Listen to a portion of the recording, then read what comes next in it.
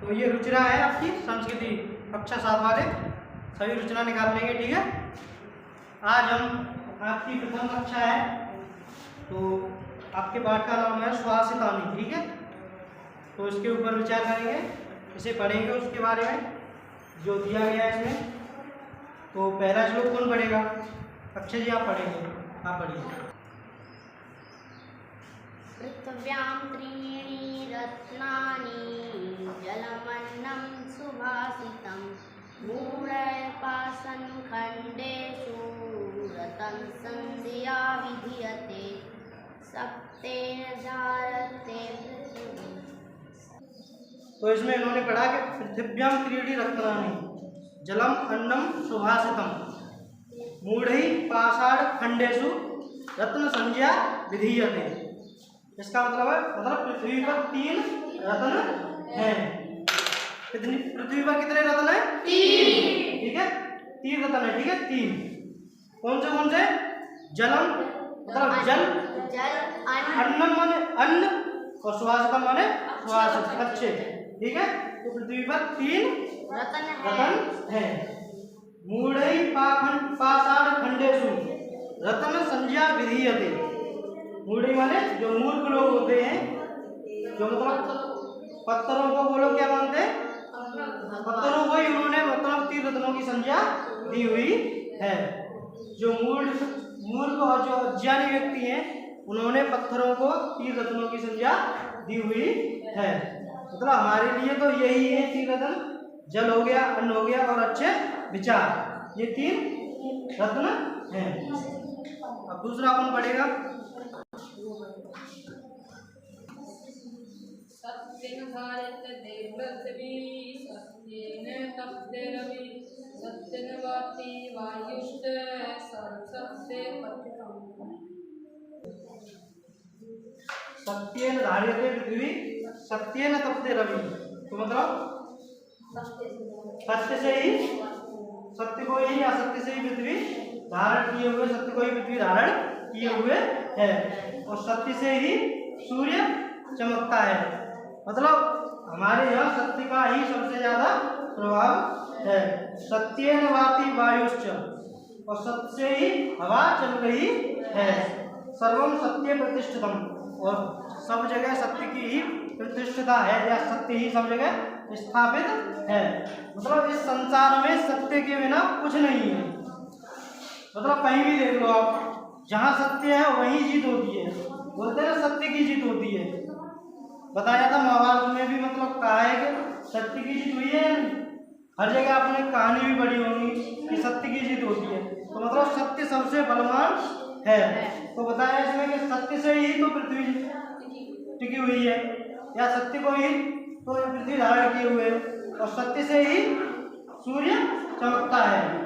सत्य के कारण ही चमकता है। जिस दिन यहाँ असत्य हो जाएगा सारे पृथ्वी पर, असत्य ही फैलने लगेगा सारे संसार में, उस दिन सूर्य चमकना बंद कर देगा। तो हमारे यहाँ सत्य का सबसे बड़ा प्रभाव है। ठीक है, अब अगला कौन पढ़ेगा?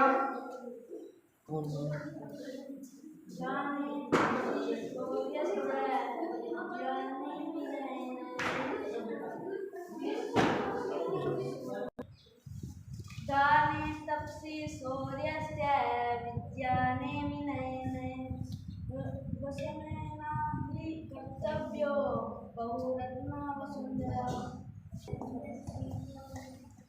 दाने तपसि शौर्ये च विज्ञाने विनयने विस्मयो न ही कर्तव्यो बहुरत्ना वसुंधरा।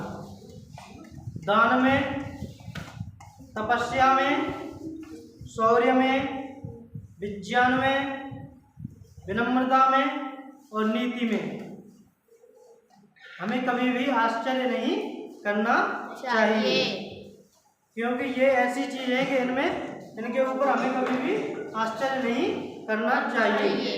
ये हमारे जीवन के लिए बहुत ही महत्वपूर्ण चीजें या वस्तुएं हैं। विस्मयो ही न कर्तव्यो, मतलब हमारा जो कर्तव्य है उससे हमें अलग नहीं जाना चाहिए। मतलब हमारे कर्तव्य से हमें कभी अभी हटके नहीं जाना चाहिए। बहुरत्ना वसुंधरा, क्योंकि इस पृथ्वी पर बहुत सारे रत्न हैं, इतने बहुत सारे रत्न हैं। दान, तप, शौर्य, विज्ञान, विनम्रता और नीति, इनके ऊपर हमें भी कभी आश्चर्य नहीं करना चाहिए, क्योंकि ये जो भी चीज़ें हैं ये हमारे जीवन की महत्वपूर्ण वस्तुएं हैं। इनका उपयोग हमारे दैनिक जीवन में होता रहता है।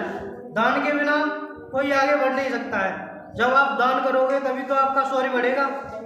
आपके पास मान लो बहुत सारा धन है, सही है, तो आप अगर उसको आप अपने पास रखे हुए हैं तो किसी को पता थोड़ी चलेगा कि आपके पास धन है। जब आप उसका दान करोगे कहीं जाके तो उससे आप पता चलेगा कि आपके पास धन है। तो इसलिए दान में सबसे बड़ी शक्ति है। दान से ही हमारे शौर्य की पहचान होती है, दान से ही हमारा शौर्य बढ़ता है, दान से ही हमारी कीर्ति बढ़ती है। और तपस्या जो होती है हमारे लिए जरूरी है। तपस्या कैसी भी मान लो, अब आप लोग जो घर से आए हुए हो, गुरुकुलों में रह रहे हो यहाँ के, तो ये एक तपस्या ही है आप लोगों की। सुबह 4 बजे उठना है, सही है, हवन आदि करना है, व्यायाम करना है, स्वाध्याय करना है, क्लासों में आना है, कक्षाओं में आकर के पढ़ाई करनी है, फिर जाके व्यायाम करना है, भोजन आदि, ये आपकी एक तपस्या ही है। 4 बजे से लेकर जो 9 बजे तक, रात्रि तक, सुबह के 4 बजे से लेकर जो आप कर्म करते हो वो सारे तपस्या में ही आते हैं, क्योंकि हर व्यक्ति इन कर्मों को नहीं कर सकता है। जो हमारे अच्छे कर्म है ना, वो हर किसी के बस की बात नहीं है। हर व्यक्ति नहीं है कि जो सुबह 4 बजे उठ जाए, सही है ना, हर व्यक्ति के अंदर क्षमता है ऐसे। जब आपके घर पर होंगे, आप जब घर पर होंगे, जब यहाँ गुरुकुल में नहीं आए होंगे यहाँ, तो आप कभी उठे होंगे 4 बजे? नहीं उठे होंगे, क्योंकि किसी की भी इच्छा नहीं होती है घर पर।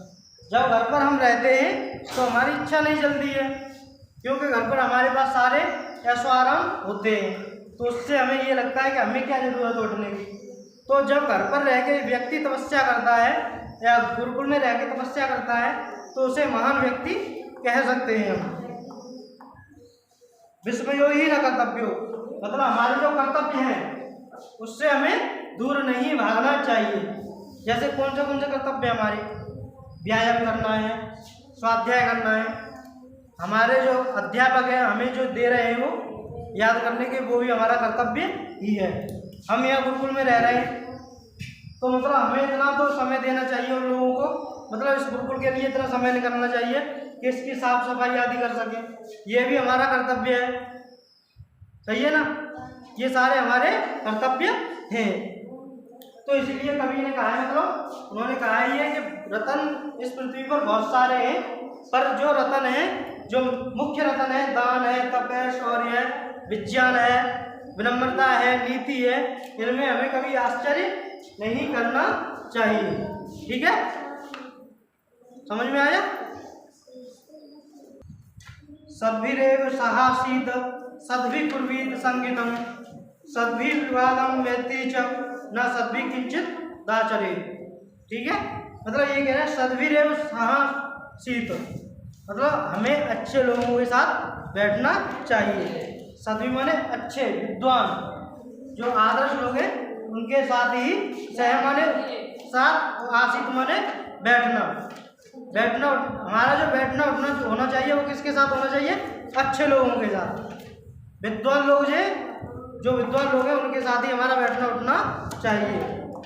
कुर्वीत संगीतम, और मतलब जो हमारी संगति है वो भी कैसे लोगों के साथ होनी चाहिए? अच्छे लोगों के साथ। कैसे लोगों के साथ होनी चाहिए? अच्छे लोगों के साथ।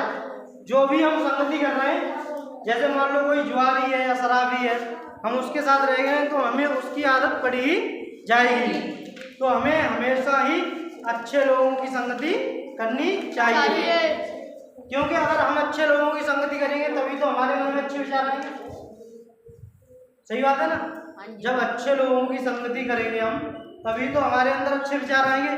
अगर हम बुरे लोगों के साथ रहेंगे तो हमारे अंदर बुरे विचार आते रहेंगे। तो इसलिए उन्होंने कहा है कि सदा अगर किसी की संगति करना चाहिए तो अच्छे लोगों की ही संगति करनी चाहिए, और अच्छे लोगों के साथ ही हमारा बैठना उठना रहना चाहिए। सद्भि विवादम मैत्री च, ये कह रहे हैं हमारी अगर मित्रता हो किसी से तो वो भी अच्छे लोगों के साथ, विद्वान लोगों के साथ हो। अगर हमारा झगड़ा भी हो किसी के साथ तो विद्वान के साथ ही हमारा झगड़ा हो। अगर हम ऐसे ही किसी फालतू लोग जो बेकार लोग हैं, जो मूर्ख लोग हैं, उनके साथ अगर झगड़ा करते हैं तो हमारा ही इसमें नाम खराब होता है। अगर आप विद्वान हो मान लो और आप किसी के साथ झगड़ा कर रहे हो तो इसमें लोग आपको ही मूर्ख बताएंगे, क्या वो तो मूर्ख है ही, तुम उससे ही बड़े मूर्ख हो। क्योंकि जब तुम्हें पता है कि मतलब वो मूर्ख है तो उसके साथ क्यों झगड़ा करें, सही बात है ना। तो इसलिए हमारा विवाद जो है वो भी अच्छे लोगों के साथ ही होना चाहिए। और जो मित्रता है, सबसे ज्यादा हमारे ऊपर किसका प्रभाव पड़ता है? मित्रता का पड़ता है या नहीं?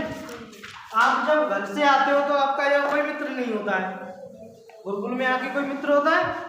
आप नए व्यक्ति होते हो, सबसे अपरिचित होते हो, किसी से आपका परिचय नहीं होता है।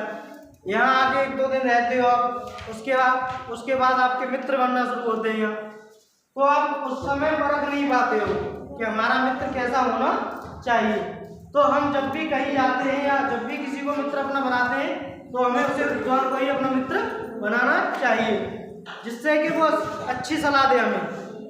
अगर वो हमें अच्छी सलाह देगा तो हम भी अच्छे मार्ग पर चलेंगे।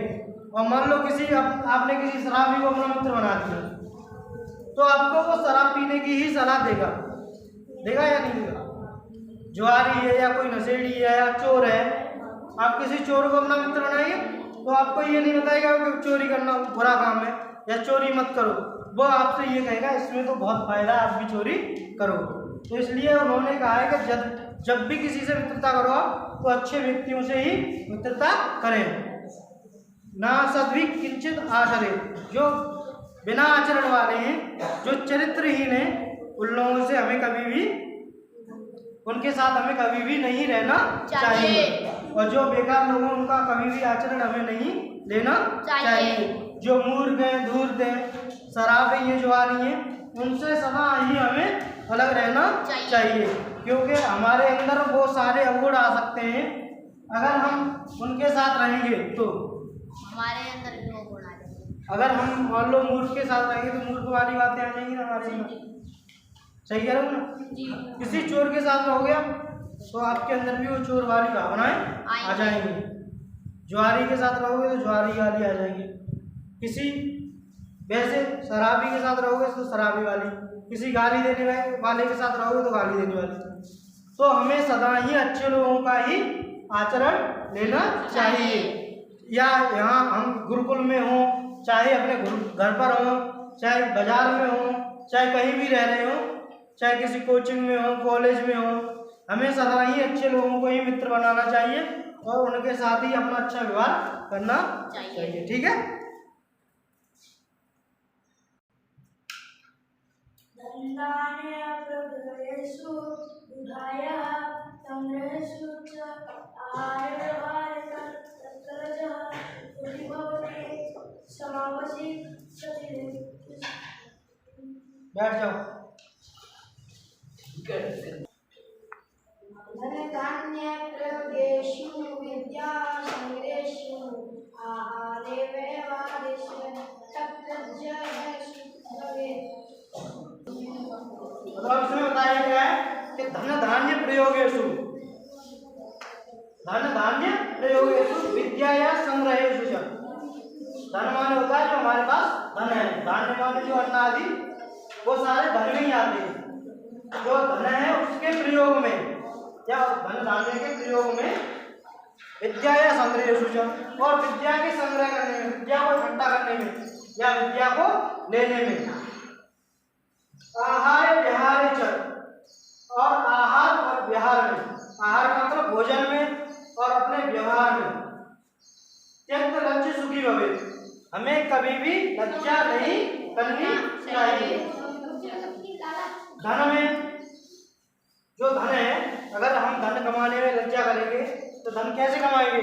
मान लो कोई काम है आपको दिया गया है, आपकी कहीं नौकरी नहीं लग रही है तो आपसे कहा है कि आप ये काम करोगे, तो आप ये कहोगे कि नहीं मैं नहीं कर पाऊंगा, इसमें मुझे लज्जा आ रही है।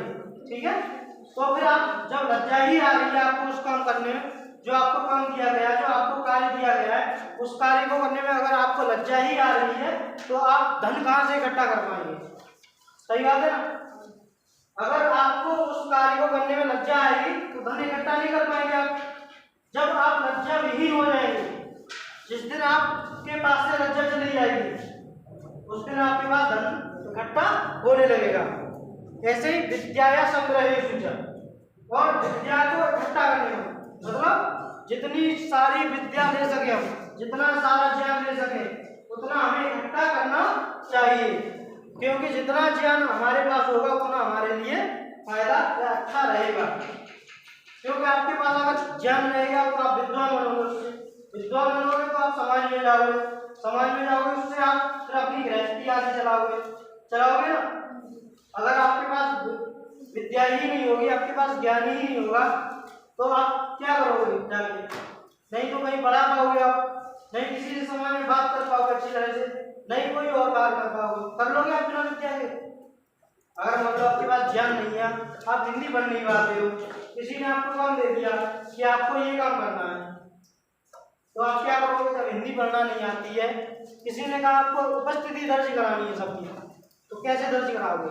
जब आपको हिंदी नहीं आ रही है तो उपस्थिति थोड़ी दर्ज करा लोगे। तो इसलिए हमें विद्या जो ज्ञान है हमें जितना मिले उतना हमें इकट्ठा कर लेना चाहिए, क्योंकि वो हमारे लिए आगे के लिए फायदेमंद ही रहता है। तो इसमें विद्या के मामले में भी हमें कभी भी लज्जा नहीं करनी चाहिए। आहार विहार और व्यवहार करने में भी, जैसे आप मान लो नए व्यक्ति आए हो तो सबसे पहले व्यक्ति या जो भी रहता है या मतलब अध्यापक है या जो आचार्य है, सबसे पहले क्या देखेंगे? वो आपका व्यवहार ही देखेंगे कि कैसा है व्यवहार आपका। तो व्यवहार करने में भी कभी चूक नहीं करनी चाहिए, लज्जा नहीं करनी चाहिए। मान लो आपको लज्जा आ रही है, शर्म आ रही है कि हम नहीं आचार्य से बात करवाएंगे, हमें तो लज्जा आ रही है, तो जब तक आप व्यवहार नहीं करोगे तब तक आप कैसे समझ पाओगे? मतलब कि किसी व्यक्ति को यदि समझना है आपको कि वो कैसा है, परखना है, जानना है किसी के बारे में, जैसे आप लोग मेरे बारे में जानना चाहते हो, जब तक आप मुझसे व्यवहार नहीं करोगे, वार्तालाप नहीं करोगे, तब तक आप मुझे कैसे जान पाओगे? जान लोगे? नहीं जान पाओगे ना। तो इसलिए हमें भी कभी भी व्यवहार करने में भी लज्जा नहीं करनी चाहिए। और इसमें कहा गया जो भोजन है, भोजन में भी कभी भी लज्जा नहीं करनी चाहिए, क्योंकि मान लो भोजन है आप कर रहे हो, ठीक है, और आप उसमें लज्जा कर रहे हो भोजन में, तो भी काम नहीं चलेगा। मान लो कि हम नहीं आए, हम तो भोजन नहीं खाएंगे, अरे हम उन्होंने दे दिया आपको 2 रोटी दे दी, आपने 2 रोटी रख ली, चाहे भूख आपको 4 रोटी कर दी उसमें, पर उसमें अगर आपने लज्जा कर ली, शर्म कर ली मतलब खाना खाने में, भोजन में, तो आपके लिए वो अच्छा नहीं रहेगा, भूखे रह जाओगे आप। तो भोजन में भी कभी भी लज्जा नहीं करनी चाहिए। आपको भूख लगी है तो आप उसे बता सकते हो कि हमें और खाना चाहिए। अगर भूखे रहोगे आप तो आपका स्वास्थ्य खराब हो जाएगा, जिससे आपको पढ़ने में मन नहीं लगेगा। तो इसलिए कहा गया कि भोजन आदि में कभी भी लज्जा नहीं करनी चाहिए। और जो लोग हैं मतलब जो व्यक्ति है धन में, विद्या में, आहार में, विहार में, व्यवहार में जो लोग मतलब लज्जा नहीं करते वो सदा सुखी ही रहते हैं। अगर आपको सदा सुखी रहना है तो आपको इन सब में लज्जा नहीं करनी होगी, ठीक है। क्षमा वशी कृतिर्लोके क्षमया किम न साध्यते शांति खड्ग करे यस्य किम करिष्यति दुर्जन। क्षमा वशी कृतिर्लोके मतलब जो क्षमा है उससे हम इस लोक को वश में कर सकते हैं। क्षमा से मतलब क्षमा ही ऐसी है जिससे हम लोग को वश में कर सकते हैं। लोग माने संसार को वश में कर सकते हैं, ठीक है।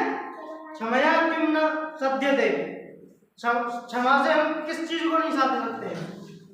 क्षमा जो है उससे हम किस चीज को नहीं साध्य कर सकते हैं। साध्यते मतलब उसको किस चीज को बदल नहीं सकते हैं।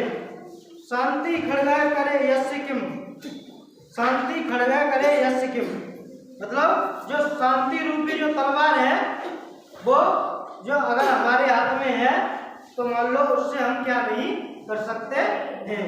खड्ग माने पता क्या होता है? खड्ग माने तलवार होती है, ठीक है। खड्ग माने तलवार,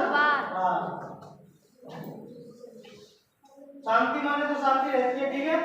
क्षमा के बारे में जानते होंगे आप, लोक के बारे में पता ही होगा आपको। तो मतलब जो क्षमा है वो सबसे क्षमा का मतलब होता है कि माफी मांगना किसी से। हाँ, माफी मांगना। क्षमा का मतलब किसी को माफ करना। जैसे इंग्लिश में बोलते हैं ना सॉरी, कोई गलती हो जाती है सॉरी बोलते हैं ना, वैसे ही हम लोग क्या है संस्कृत में क्षमा बोलते हैं, क्षमा कर दीजिए। वैसे बोलते हैं माफ कर दीजिए या क्षमा कर दीजिए, ठीक है। तो मतलब जो क्षमा जो है वो हमारे लिए सबसे ही उपयोगी है। इस लोक को अगर बस में करना है आपको तो क्षमा आपके पास होनी चाहिए। क्षमा से मतलब हम क्या नहीं कर सकते हैं, हमारे जीवन में सबसे महत्वपूर्ण है क्षमा का। जैसे कोई काम कर दिया, मान लो कोई गलती कर दी आपने, सही है, अगर आपने कोई गलती कर दी है तो अगर आप वो क्षमा नहीं मांग रहे, आज मान लो कोई आचार्य जी जैसे अपने, उन्हें बिना बताए कोई आपने कार्य कर दिया, आपसे दंडता हो गई कोई, तो आप उसके बाद भी आप क्षमा नहीं मांग रहे हो उनसे, तो अगर आप क्षमा नहीं मांगोगे तो वो आपको सजा देंगे, नहीं देंगे। अगर आप क्षमा मांग लोगे तो हो सकता है उनके दिल में दया आ जाए कुछ आपके ऊपर, तो आपको हो सकता है वो क्षमा कर दें। इसलिए हमें उनसे क्षमा मांगनी चाहिए। तो हम किसी के भी साथ कर रहे हैं, जैसे दो व्यक्तियों में झगड़ा हुआ है, सही है, आपस में आपको पता नहीं है आपकी गलती है, फिर भी आप मान नहीं रहे हो, आचार्य जी आपसे बोल रहे हैं कि क्षमा मांग लो, चलो आप जाके। यदि आप क्षमा मांग लेते हैं तो कुछ लोग सोचते हैं अब मैं क्षमा मांगूंगा तो उससे छोटा हो जाऊंगा, क्या मतलब अपनी अकड़ में रहते हैं कि मुझे क्षमा नहीं मांगनी है। तो मतलब क्षमा से कोई छोटा नहीं होता है, क्षमा से व्यक्ति महान बनता है, ठीक है। अगर आपके अंदर क्षमा वाला शब्द है, आपके अंदर ये है कि मैं माफ कर सकता हूँ या माफी मांग सकता हूँ, तो आप एक महान पुरुष हो, ठीक है। हमारा जो क्षमा रूपी जो गहना है वो हमारे पास रहना चाहिए। क्षमा से ही संसार चल रहा है। इस लोक को अगर बस में करना है आपको तो आपके पास क्षमा होनी चाहिए, देने के लिए भी और क्षमा लेने के लिए भी, दोनों तरह से होनी चाहिए, ठीक है। ये भी होनी चाहिए कि हम क्षमा कर भी सकते हैं किसी को और हम माफी मांग भी सकते हैं किसी से, क्षमा करने के लिए आग्रह भी कर सकते हैं किसी से। जैसे झगड़ा हुआ आपने तो आप माफी मांग ही नहीं रहे हो, क्षमा ही नहीं मांग रहे हो उनसे। मान लो वो बड़े हैं आपसे, आपने कुछ बोल दिया उन्हें तो उससे नाराज हो गए, आपसे बात करना बंद कर दिया है, तो आप अगर उनसे क्षमा मांग लोगे तो हो सकता है वो आपसे माफी मांग ले। तो इसमें यही सब कहा है, जिसके पास क्षमा है उसका दुर्जन भी कुछ नहीं कर सकते हैं। अगर दुर्जन है कोई व्यक्ति, मान लो अगर आपके मान लो आप सब में अच्छे हो, सही है, मान लो अक्षय को ले लो, अक्षय के पास क्षमा के लिए है, सही है, क्षमा है अक्षय के पास, सारे लोग जानते हैं कि अक्षय बहुत अच्छा है, सही है ना। तो कोई बेकार आदमी है उससे लड़ेगा आगे, तो आप लोग मदद करोगे ना क्या करोगे? तो इसलिए अक्षय का कोई दुर्जन व्यक्ति भी, जो मूर्ख व्यक्ति होगा, जो दुष्ट व्यक्ति होगा, वो भी अक्षय का कुछ नहीं कर पाएगा, क्योंकि अक्षय के पास क्षमा है, जिससे उसने सारे लोगों का दिल जीत लिया है, इसलिए अक्षय ने सबसे अच्छा व्यवहार किया है, इसलिए उससे सारे जुड़े हुए हैं, उसे अच्छा मानते हैं, इसलिए वो सारे उसके साथ खड़े हुए हैं। तो इस पाठ में हमें यही सिखाया जाता है कि मतलब सुहासिकानी का मतलब होते हैं अच्छे विचार। तो आज के बारे में हमें यही बताया गया है आज के पाठ में कि हमारे अंदर कैसे विचार होने चाहिए। हमारे अंदर अगर अच्छे विचार होंगे तो हम आगे बढ़ सकते हैं, अगर अच्छे विचार नहीं होंगे तो हम आगे नहीं बढ़ पाएंगे, ठीक है।